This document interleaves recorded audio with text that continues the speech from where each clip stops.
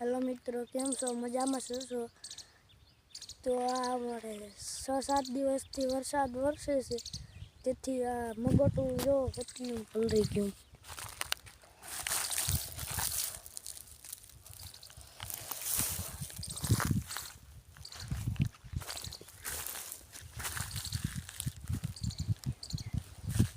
બહુ જ નુકસાન થાય છે. ઢોરને ખવડાવવા માટે પણ મગોટું હતું, એ પલળી ગયું. થોડું થોડું કોરું છે હવે.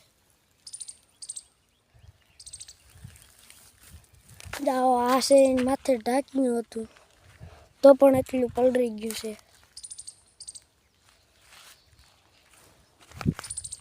બહુ જ વરસાદ વરસ્યો છે.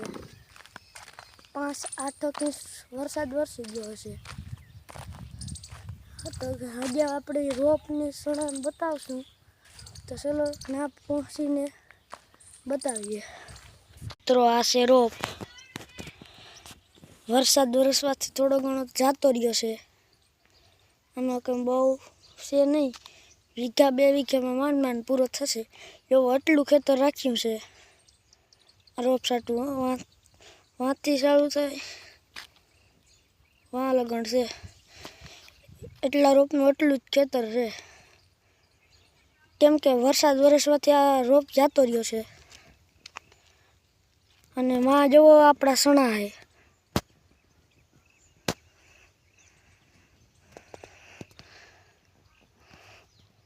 હાલો આપણે સણા જઈએ. તો મિત્રો, આ છે સણા.